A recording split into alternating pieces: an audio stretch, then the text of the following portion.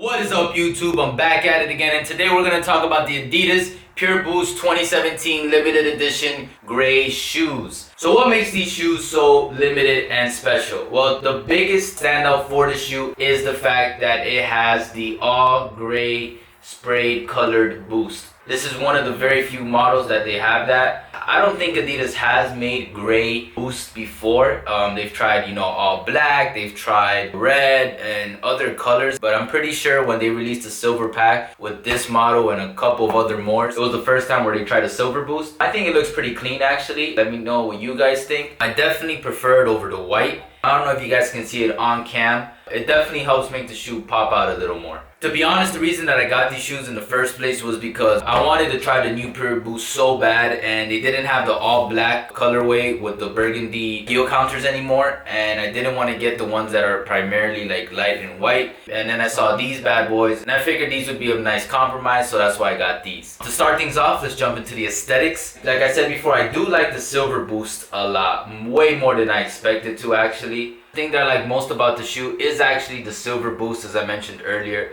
I'm also surprised at how clean it would look, and I think it works really well with the black rubber outsole. When I first saw these shoes come out, I thought the fit counter heels would be a little weird looking, but you get over it really quick, and over time, especially if they're black and they're not a different color that stands out too much, you're not really gonna notice them, and they're a nice touch to the shoe. And as for the pattern, that's something I actually don't like about the shoe. It looks way too glitchy and kind of gimmicky for my taste. I don't like this pattern at all. I would have preferred an all black colorway upper where it wouldn't show the glitches as prominent as they do on this one. And that's something that I don't like about the shoe as well. I don't like how light the colorway is. I have mentioned that Adidas is really good with matching their shoelaces with the upper of their shoes. And for this model, for the first time, I actually didn't like how they matched. I would have preferred darker laces for the upper. I mean, I understand that this is like an all silver limited shoe, so I get that they're trying to keep up with the theme. I would have preferred black laces to match with the loops and other parts of the shoes that are black. They do throw in a bit of color in these shoes actually. In one stitching, you actually have the orange on the inner side of the shoe for both pairs. And then on the heel, you have this purple, light purple stitching. And then on the inside actually, I don't know if you guys can see, but it's purple. And on top of that, the spare shoelaces that they provide with this model are very colorful and bright. Not really my taste. I doubt I'll ever use these laces, but I mean, the colors on the laces do match with the orange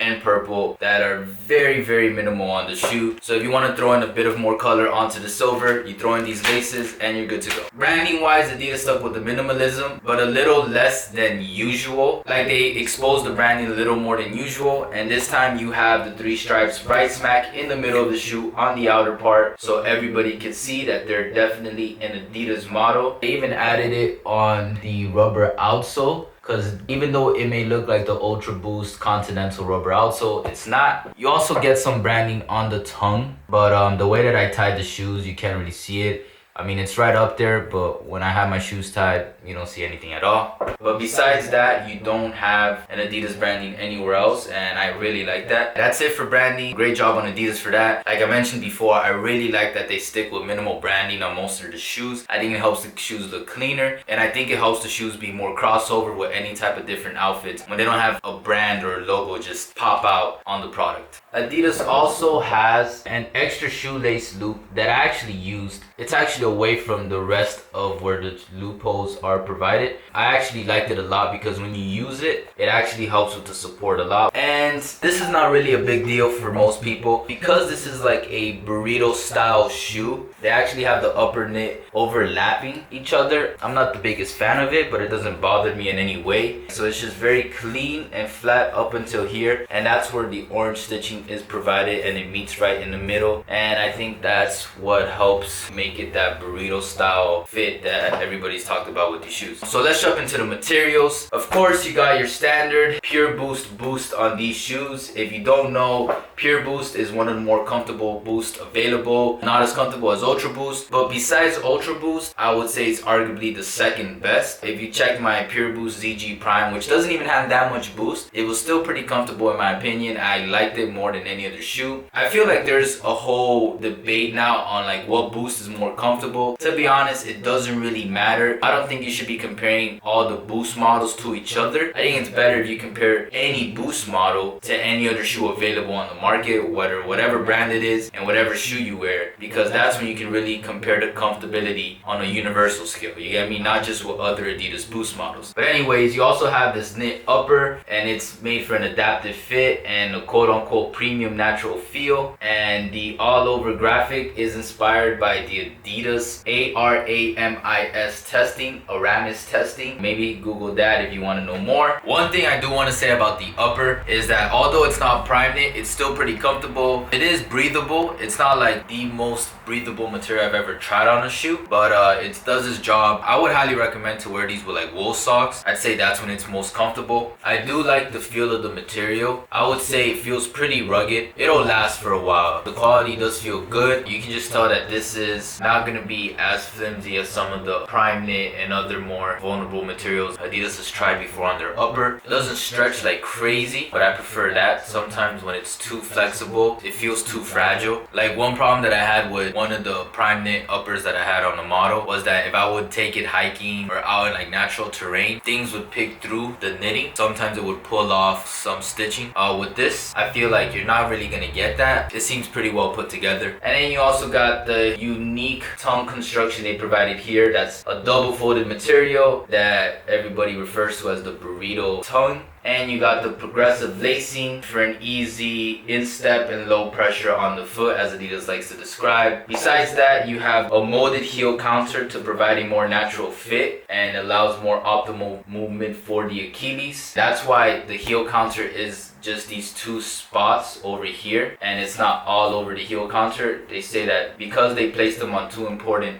points, that it provides a more natural feel of movement for your feet and it won't get in the way. I can attest to that. It actually did feel pretty comfortable. Furthermore, inside the shoe, I don't know if you guys will be able to see it, but they do provide a little bit of padding throughout the heel. That helps a lot. It's pretty comfortable. It's only on the heel. After that, it stops right about here. It's just a nice little comfort boost to have. I actually really enjoyed it. And then of course you got what they've referred to as the stretch web rubber outsole, which flexes underfoot. It wraps up on the medial side of the shoe for better transition and support across multiple surfaces. Something I would say about the rubber outsole is that although it's not continental, it feels pretty sturdy. It feels like you can actually put this rubber outsole through a lot of things and that it'll last for a while. I don't know if it'll compare to continental. That's something we'll only find out with time. It's still pretty thin, but it's actually thicker than what you'll find on like NMDs. As you can tell, I like some elevations with my rubber outsoles whenever I wear anything Boost related, just to like help prevent dirt and scuffs getting built on the Boost itself. So that's just my personal preference. I actually felt very minimal, but a little bit of the stretch web pushing on the medial side, and I actually like that, especially if you're very flat-footed and you're not gonna put a shoe sole on top of this. But besides that, you're not really gonna feel this. I actually like the look of it. I don't know if it affects with the comfortability of the Boost. I don't know if they took this out and just made the whole Boost wrap around, if it would be more comfortable. Who knows? Alright, so let's jump into comfortability. Comfortability wise, these shoes are pretty comfortable. The support is there. Adidas categorizes these as a natural runner type.